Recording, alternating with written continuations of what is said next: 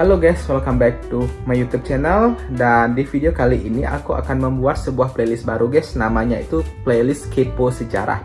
Dan di playlist ini sesuai dengan namanya Kepo Sejarah, aku akan cerita atau share ke kalian tentang info-info dari sejarah suatu tempat wisata guys. Dan pada kali ini untuk video yang pertama di playlist ini aku akan menceritakan ke kalian tentang sejarah dari sejarah dari Pura Tanah Laut guys. Nah, kalau misalnya kalian sering ke Bali, kalian pasti tahu yang namanya Pura Tanah Laut, bahkan mungkin kalian sudah mengunjungi tempat itu berkali-kali guys. Nah, Pura Tanah Laut sendiri itu terletak di Kabupaten Tabanan, khususnya di daerah Bali guys. Dan seperti yang kita tahu, Pulau Bali itu telah lama menjadi salah satu destinasi wisata populer di dunia.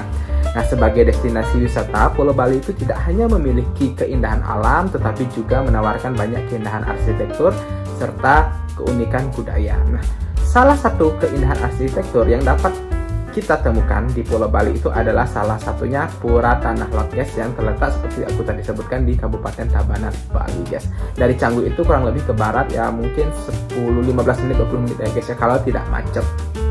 Nah, bagi kalian yang sering mengunjungi Pura Tanah Laut ini, atau kalian yang sudah sering melihat Pura Tanah Laut ini dari Google, YouTube atau sebagainya guys, kalian bisa lihat kalau Pura Tanah Laut ini terletak di atas batu karang yang berjarak kurang lebih mungkin sekitar 300 meter ya guys ya, dari arah bibir pantai. Dan karena lokasinya yang berada tepat di lepas pantai, gatal ya leherku, lepas pantai, maka deburan ombak pantai Tanah Laut itu akan sangat terasa guys, menerjang yang istilahnya batu-batu karang yang sebagai fondasi dari pura ini guys.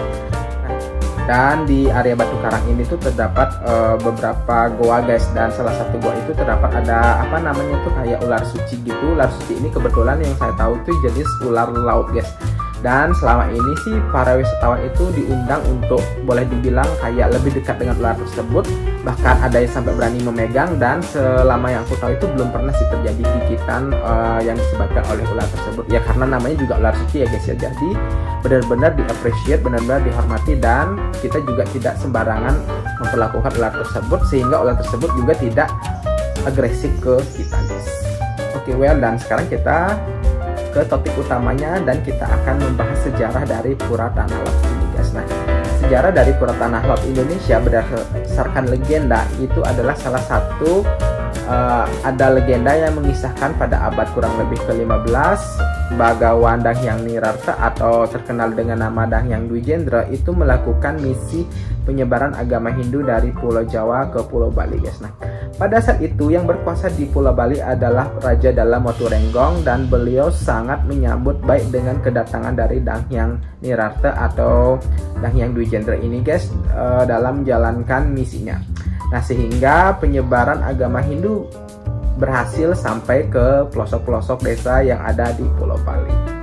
Nah, dalam sejarah Tanah Laut dikisahkan Dahyang Nirarta melihat sinar suci dari arah laut selatan Bali guys. Nah, maka Dahyang Nirarta mencari lokasi dari sinar tersebut, dan tibalah beliau ke sebuah pantai di desa yang bernama Desa Braban Tabanan guys.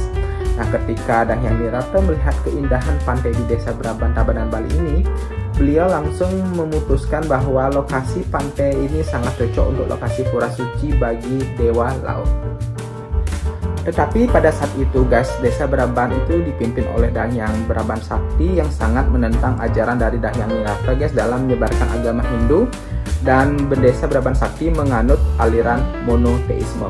Nah, Dahyang Nirarta melakukan meditasi di atas batu karang yang menyerupai bentuk burung beo yang pada awalnya itu berada di daratan guys. Nah, dengan berbagai cara Desa Braban ingin mengusir keberadaan dari Dahyang Nirarta dari tempat meditasinya. Menurut sejarah Tanah Laut dan berdasarkan legenda, Dahyang Nirarta lalu memindahkan batu karang atau tempat bersemedinya itu ke tengah pantai dengan kekuatan spiritual pastinya guys. Dan batu karang tersebut diberi nama Tanah Laut, yang artinya itu batu karang yang berada di tengah lautan.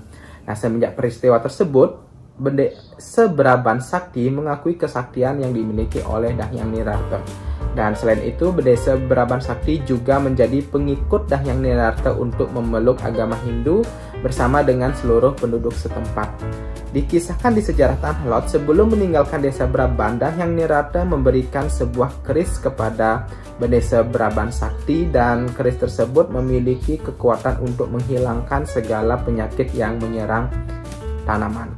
Dan keris tersebut akhirnya disimpan di Puri Kediri dan dibuatkan upacara keagamaan di Pura Tanah Lot setiap 6 bulan sekali, guys. Nah, semenjak hal ini rutin dilakukan oleh penduduk desa Braban, kesejahteraan penduduk sangat meningkat pesat dan hasil panen pun melimpah ruah. Well, nah tadi itu sejarah singkat dari Pura Tanah Lot yang dapat aku share ke kalian. Kalau misalnya kalian pingin tahu sejarah-sejarah tempat di Bali atau tempat wisata di Bali yang lain, kalian bisa tulis di kolom komentar di bawah.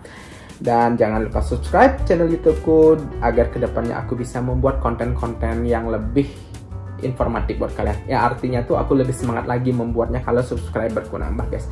Thank you for watching, guys. Nanti ID Instagram seperti biasa aku taruh di deskripsi. Kalau kalian misalnya pengen ngobrol sama aku via DM Instagram saja ya, guys ya.